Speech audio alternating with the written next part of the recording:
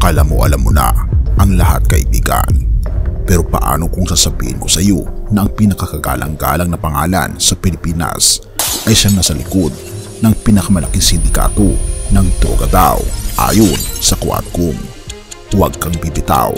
Malalaman mo kung bakit ito ang kwento na dapat malaman ng lahat.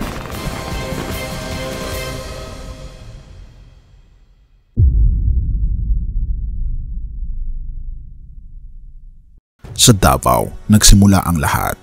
Lungsod na tahimik, ngunit puno ng lihim. Noon, ang mga pamilyang Duterte ay tinitingala, makapangyarihan, matatag, respetado. Pero sa likod ng imaheng ito ay ang tinatagong katotohanan na unti-unti na ngayong lumalabas. Ang Davao Mafia, ayon sa Quad Committee, ay hindi basta-basta haka-haka lamang. Ito'y organisado, makapangyarihan, at higit sa lahat, nakamamatay. Pero ano nga ba ang totoo? Pero bago ang lahat ng yan, may pasabog ako sa inyo dahil ang Great Controversy na isa sa pinaka-best-selling na libro ngayon patungkol sa propesiya sa Biblia ay halos 40% off. Mabibili mo ito sa halagang 497 pesos na lang. Kung interesado ka, kaibigan, i-click mo sa description sa baba at mabubuksan ang iyong mga mata sa mas malinaw na pangitain sa iyong hinaharap. Tayo'y magpatuloy. War on Drugs o War for Business. Natatandaan mo ba ang War on Drugs? Isang kampanya na umani ng suporta pero lumalapas na ito pala ay hindi giyera laban sa droga, kundi isang matalino at madugong paraan para kontrolin ang negosyo. Totoo ba ito? At kung totoo, bakit? Sabi ni Antipolo Representative Romeo Acop, isang dating pulis, ginamit nila ang giyerang ito hindi para tapusin ang droga, kundi para alisin ang mga kalaban nila sa negosyo. Napansin mo ba kung bakit kahit na libo-libo ang napatay, hindi nawala ang droga sa bansa? Dahil sila mismo daw ang nasa likod nito. Rodrigo Duterte, Paulo Duterte, Mans Carpio, Michael Yang, mga pangalan na paulit-ulit na binanggit sa mga investigasyon. Pero teka, sino nga ba si Michael Yang at bakit napakalakas niya? Michael Yang, ang dragon na nagtago sa liwanag, isang Chinese businessman, tagapayo ni Duterte at may koneksyon sa pinakamataas na tanggapan ng gobyerno. Pero higit pa rito, siya rin ang nagdala ng toneladang droga daw sa Pilipinas gamit ang mga tinatawag na legal na negosyo ayon sa Quadcom.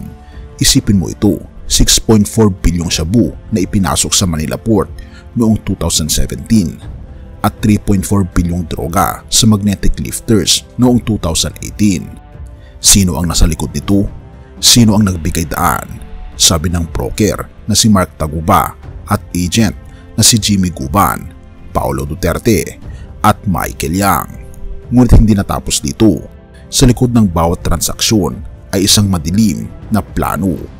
Ang kumpiyansa ni Duterte, laro ng pera at laro ng buhay.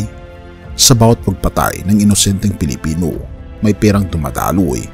Sabi nga ni Royina Garma, dating PCSO manager, 20,000 hanggang 1 million ang napupunta sa bulsa ng mga pulis para pumatay.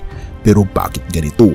Dahil ang tunay na layunin ng giyera ay hindi katarungan kundi kapangyarihan at pera.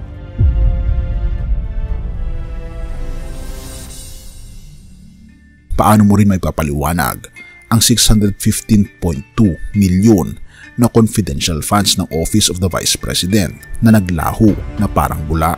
Sabi ng Philippine Statistics Authority, higit 1,300 sa mga tumanggap ng pondo ay hindi pala umiiral. Kaninong bulsa napunta ang pera? Bakit mahalaga itong lahat? Dahil ang perang ninakaw, ang buhay na kinitil at ang drogang pinapalaganap ay nangyari sa ilalim ng ilong nating lahat. Sa ilalim ng mga pangakong tapusin ang droga, sila mismo pala ang nagpayaman dito. Pero ano ang susunod? Ngayon, lumalabas na ang katotohanan. Sabi ni Arturo Las Cañas, dating miyembro ng Davao Death Squad, si Duterte ang drug lord ng lahat ng drug lords. Isipin mong mabuti, ilang buhay ang nasayang, ilang pamilya ang nawalan, ilang taon tayong nalinlang kung ito ay talagang totoo.